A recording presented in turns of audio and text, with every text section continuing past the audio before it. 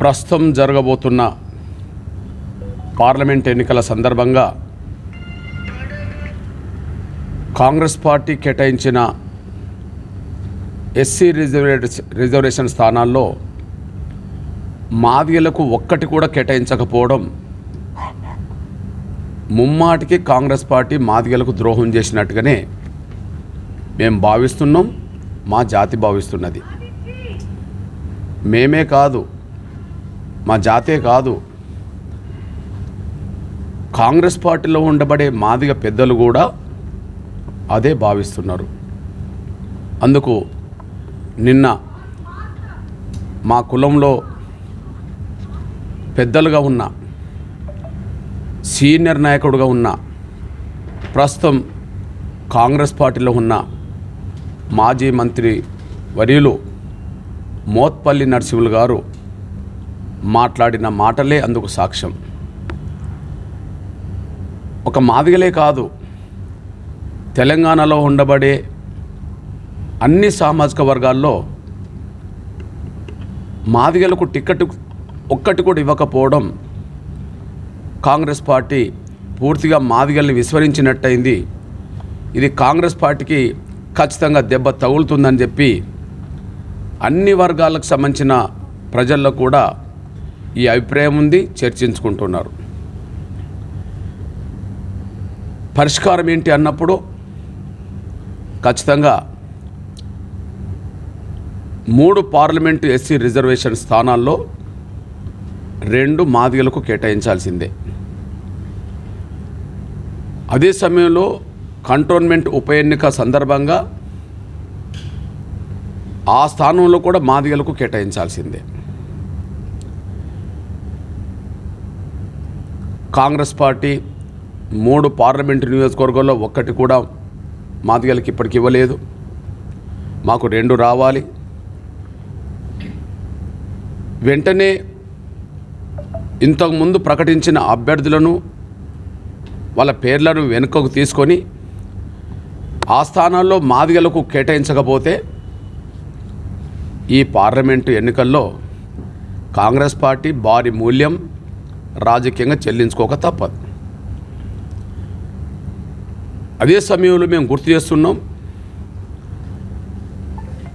మేము మాట్లాడుతున్న ఈ సందర్భాన్ని దృష్టి పెట్టుకొని మాకు పరిష్కారం జరగాలి, జవాబు దొరకాలి. మేము మాట్లాడుతున్నది ఏంటిది? ప్రస్తుతం జరుగుతున్న పార్లమెంట్ సందర్భంగా అసలు మాదిగలని కాంగ్రెస్ పార్టీ పరిగణలోకి తీసుకోలేదని, అసలు మాదిగలు తెలంగాణలో లేరన్నట్టుగానే కాంగ్రెస్ పార్టీ భావించిందని మేము స్పష్టం చేస్తున్నాం. తెలంగాణ రాష్ట్రంలో 70% షెడ్యూల్ కులాల జనాభాలో మాదిగలు ఉంటే ప్రస్తుతం ఎస్సీ 3 రిజర్వేషన్ పార్లమెంట్ స్థానాల్లో పెద్దపల్లి, వరంగల్, నాగర్ కర్నూల్లో 3 2 రావాలి, 1 కూడా మాకు రాలేదు. ఇదే సమయంలో కంటోన్మెంట్ ఉప ఎన్నిక కూడా జరుగుతుంది, అది ఎస్సీ రిజర్వేషన్. అక్కడ కూడా ప్రకటించిన అభ్యర్థి కూడా మాదిగగాడు మాలైపోయింది. అంటే మొత్తం 4 స్థానాలు ఎస్సీ రిజర్వేషన్ ఉంటే ప్రస్తుతం 3 మాలకిచ్చి ఊరికి 1 ఓటు కూడా లేని బయన్లకు కూడా 1 ఇవ్వడం జరిగింది. కానీ ప్రతి ఊరిలో వందల సంఖ్యలో, వేల సంఖ్యలో ఉన్న మాదిగలకు కాంగ్రెస్ పార్టీ మొండి చేయి చూపెట్టినట్టయింది. దీన్ని మాదిగలు గమనిస్తున్నారు. మాదిగల్లో ఆవేదన అగ్రంగా మారే పరిస్థితికి కనిపిస్తున్నది. అదే సమయంలో సరిదిద్దుకోవాల్సింది కాంగ్రెస్ పార్టీ, మాదిగలకు న్యాయం చేయాల్సింది కాంగ్రెస్ పార్టీ. సరిదిద్దుకోకుండా మాదిగలకు న్యాయం చేయకుండా మాదిగ పల్లెలకు ఏ ముఖం పెట్టుకొని కాంగ్రెస్ నాయకులు వస్తారు ఓట్లాడడానికి? అసలు మేము లేమన్నట్టుగానే కదా కాంగ్రెస్ పార్టీ దృష్టిలో ఇప్పుడు మాదిగలు లేరన్నట్టుగానే కదా. 4లో 1 మాకు రాలేదు, 4లో 3 రావాలి, 4లో 1 కూడా మాకు కాంగ్రెస్ పార్టీ ఇవ్వకపోతే మాదిగలు లేరన్నట్టుగా భావించుకుంటుంది కదా. మరి తెలంగాణలో మాదిగలు లేరని భావించుకొని మాకు 1 కూడా ఇవ్వనప్పుడు మాదిగ పల్లెలకు ఓట్లు అడిగే హక్కు, మాదిగ పల్లెలకు వచ్చి ఓట్లు అడిగే హక్కు కాంగ్రెస్ పార్టీకి లేదని గుర్తు చేస్తున్నాం. ఈరోజు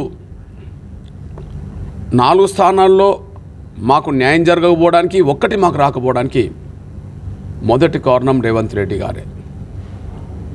కాంగ్రెస్ పార్టీలో ఉండబడి జాతీయ అధ్యక్షుడు మల్లికార్జున్ ఖర్గే మాల కావడం వల్ల మా తరపున మాట్లాడాల్సిన రేవంత్ రెడ్డి గారు, ఎందుకంటే తను జెడ్పీటీసీగా గెలవడానికి, ఎమ్మెల్సీగా గెలవడానికి, ఎమ్మెల్యే గెలవడానికి, ఎంపీగా గెలవడానికి, ఇవాళ ఈ స్థాయి రావడానికి కారణం తన సొంత కులస్తులైన రెడ్డి సామాజిక వర్గం కంటే మాదిగల మద్దతుతోనే ఈ స్థాయిలో ఎదిగానని చెప్పి తను పదే పదే బహిరంగ సభలో మాట్లాడిన మాటలు గింగిర్లు తిరుగుతున్నాయి మాకు. మరి ఆయన ఎదుగుదలకు ఈ స్థాయిలో కారణమవుతే, మరి తన సొంత కులస్తులకు మాత్రం ఇప్పటికే 6 స్థానాల్లో రెడ్లకు ఇప్పించుకున్నాడు. కానీ మాకు రావాల్సిన ఎస్సీ రిజర్వేషన్ స్థానాల్లో మాదిగలకు ఒక్కటికి ఇవ్వకపోవడం, ఒకటికి ఇప్పియకపోవడం, మా తరఫున మాట్లాడకపోవడం, అభ్యర్థుల ప్రకటన కంటే ముందు అభ్యర్థుల మీద కసరత్తు జరుగుతున్నప్పుడు అసలు మాదిగలను పరిగణనలోకి తీసుకున్నట్టుగా రేవంత్ రెడ్డి గారు మాట్లాడకపోవడం చూస్తే మాకు నమ్మక ద్రోహం చేసింది, మాదిగలకు అవకాశం దక్కకుండా చేసింది స్పష్టంగా రేవంత్ రెడ్డి గారు అనే విషయం కూడా మేము స్పష్టం చేస్తున్నాం. కాబట్టి రేవంత్ రెడ్డి గారే ప్రథమ దోషిగా నిలబడతాడు. మాదిగల దృష్టిలో నమ్మక ద్రోహిగా మారిండనే విషయం కూడా స్పష్టంగా అర్థమవుతుంది. ఈ నేపథ్యంలో రాబోయే రోజుల్లో తేల్చుకోవడానికి మేము సిద్ధపడతాం. ఇకపోతే మా మీద పరిష్కారం చేయకుండా, జవాబు చెప్పకుండా, పరిష్కారం అయితే ప్రకటించిన అభ్యర్థుల్లో ఇప్పటికైనా మాదిగలకు మళ్ళీ న్యాయం జరిగే విధంగా ముందుకు రావాల్సిందే. ఖచ్చితంగా మాలల సంఖ్యకు 1కి పరిమితం చేసి మిగిలిన స్థానాలు మాదిగలకు ఇవ్వాల్సిందే. అది పరిష్కారం చూపకుండా, సరైన జవాబు చెప్పకుండా, మా కంట్లో మా ఏళ్ళతోటే పొడిపించే విధంగా కాంగ్రెస్ పార్టీలో ఉండబడే కొంతమంది మాదిగల పక్షాన గట్టిగా నోరు తెరవని వాళ్ళతోటి మా మీద అవాకులు చెవాకులు మాట్లాడే విధంగా ప్రయత్నం చేస్తుంది. దానివల్ల కాంగ్రెస్ పార్టీకి ఒరిగేదేం లేదు. పరిష్కారం జరగాలి, జవాబన్న రావాలి. కానీ మా మీద ప్రశ్నించిన మా మీద నిందలు మోపే విధంగా లేదా అవమానించే విధంగా మా వాళ్ళతోటి స్టేట్మెంట్లు ఇప్పిస్తే కాంగ్రెస్ పార్టీకి మేలు జరగకపోను, మరింత కీడే కాంగ్రెస్ పార్టీ కొని తెచ్చుకున్నట్టు అవుతుందనేసి కూడా స్పష్టం చేస్తూ, ఇక నిన్న ప్రథమంగా మా సోదరుడైన సంపత్ కుమార్ గారితో మాట్లాడించిండ్రు రేవంత్ రెడ్డి గారు పిలిచి. ఆయన 100% మాదిగా. నిన్ననోమో మా సగం సోదరుడైన జగ్గారెడ్డి గారితో మాట్లాడడం జరిగింది. బీజేపీ కాంపౌండ్లో ఉండి కృష్ణమాది గారు కాంగ్రెస్ పార్టీకి ఓటేద్దని మాట్లాడడం జరుగుతుందని చెప్పి నన్ను బీజేపీ కాంపౌండ్లోకి నెట్టేశారు. కానీ ఒకనాడు జగ్గారెడ్డి బీజేపీ అనే విషయం, జగ్గారెడ్డి గారు బీజేపీ అభ్యర్థిగా మెదక్ పార్లమెంటుకు పోటీ చేసిన విషయం జగ్గారెడ్డి గారు మర్చిపోవద్దని కూడా గుర్తు చేస్తున్నా. అయితే అదే సమయంలో నమ్మక ద్రోహం ఏ విధంగా చేస్తారంటే,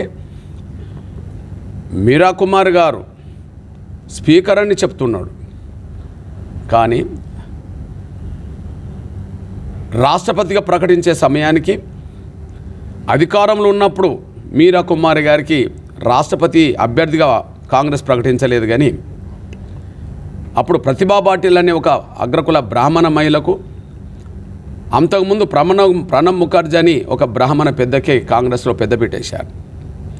కానీ కాంగ్రెస్ పార్టీకి మెజార్టీ లేనప్పుడు మాత్రం, మళ్ళీ ఓడిపోతుందని తెలిసినప్పుడు మాత్రం ఆమెను రాష్ట్రపతి అభ్యర్థిగా కాంగ్రెస్ ప్రకటించడం జరిగింది. దీన్ని బట్టి అదే మీరా కుమారి గారి మీద ఎంత ప్రేమ ఉన్నదో, అది కపట ప్రేమో అది సాక్ష్యంగా రుజువుతుంది. ఇకపోతే రాజనరసింహ గారి గురించి కూడా మా జగ్గారెడ్డి గారు మాట్లాడాడు.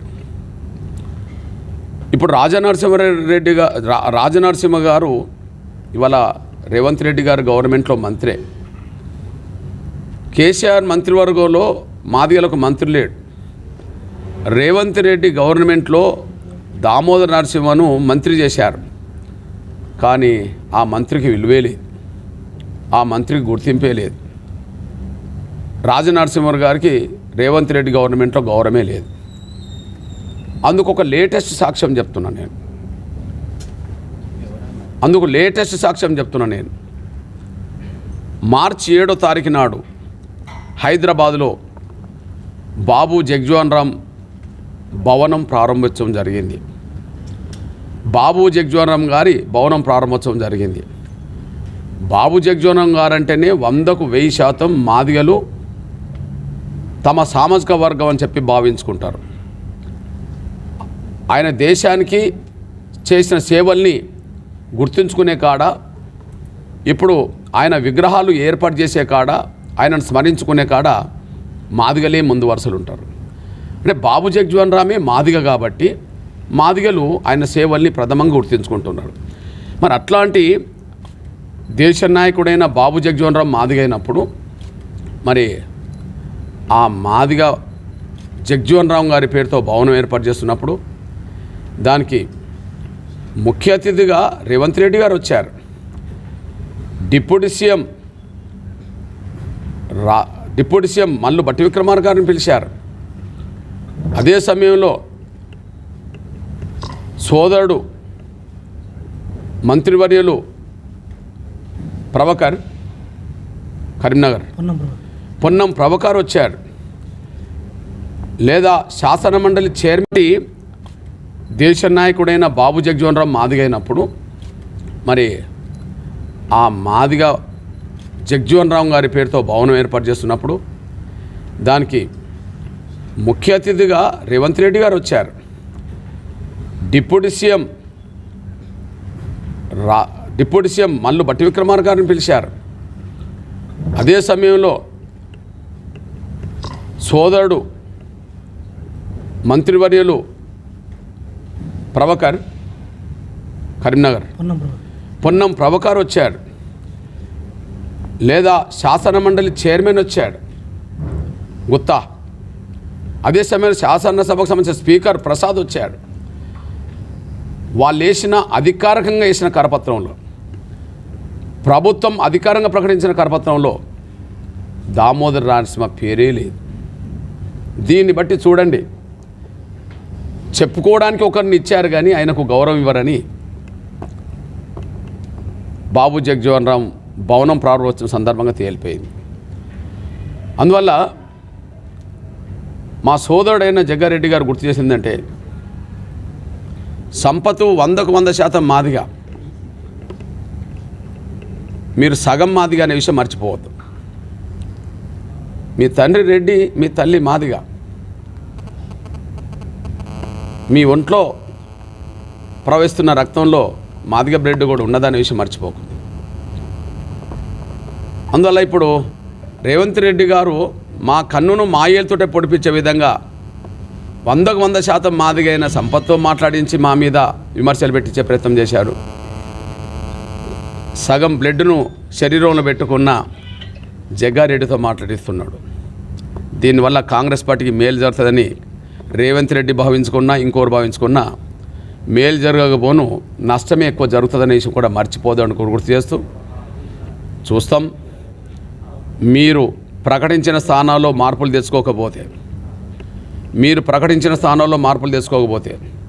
4లో 3 మార్క్ ఇవ్వకపోతే, 4లో 3 మార్క్ రాకపోతే ఖచ్చితంగా మీకు రాజకీయంగా ఎట్లా బుద్ధి చెప్పాలో మాదిగ పల్లెల్లో ఉండబడే మాదిగ ప్రజలు తేల్చుకోబోతున్నారనే విషయం కూడా మర్చిపోదని గుర్తు చేస్తూ, మేము భావిస్తున్నాం ఇవాళ ఈనాడు లేనంత అసంతృప్తి కాంగ్రెస్ పార్టీలో మాదిగలకు ఈనాడు కలిగింది. ఈనాడు లేనంత అసంతృప్తి. మొదటి నుంచి కాంగ్రెస్ పార్టీ అంటే మాలలకు పెద్దపీట ఎత్తదని, మాదిగల్ని చిన్న చూపు చూస్తుందనే ఒక అభిప్రాయం మొదటి నుంచి మాదిగల్లో ఉన్నది. ఇప్పుడు అభిప్రాయం 100కు 100% బలపడ్డది. ముఖ్యంగా రేవంత్ రెడ్డి గారి పరిపాలనలో ఆ 100కు 100% బలపడడానికి దారితీసింది. కాబట్టి 100కు 100% మాదిగలకు అన్యాయం చేసిండని చెప్పి కాంగ్రెస్ పార్టీలో ఉండబడే మాదిగలే భావిస్తున్నప్పుడు ఇక కాంగ్రెస్ పార్టీ ఏ మాదిగ లీడర్ వచ్చి కాంగ్రెస్ పార్టీకి ఓట్లు వేయమని అడుగుతారు? ఇక మా ఓట్లు అడగాల్సింది రేవంత్ రెడ్డి అడుగుతాడేమో, మల్లు భట్టి విక్రమార్క అడుగుతాడేమో, కానీ మాదిగ లీడర్లు వచ్చి మాదిగ పల్లెకి వచ్చి ఓట్లు అడిగే హక్కు లేదు, ఎందుకంటే వాళ్ళకి అవకాశం లేదు. ఇక మా ఓట్లు తీసుకోవాలనుకుంటే రేవంత్ రెడ్డి గారికి చెప్తున్నాం, మల్లు భట్టి విక్రమార్కకు చెప్తున్నాం, ఎవరికైనా చెప్తున్నాం, మాదిగ పల్లెలకు రాకుండా పోతేనే మీకు మేలు, మాదిగ పల్లెలకు వస్తే మాత్రం తిప్పి పంపుతారనే విషయం, మాదిగ పల్లెలకు మీరు రాగలిగితే మాత్రం ఖచ్చితంగా పరిణామాలు తీవ్రంగా ఉండబోతున్నాయనే విషయం ముందుగానే గుర్తు చేస్తున్నా, హెచ్చరిస్తున్నా.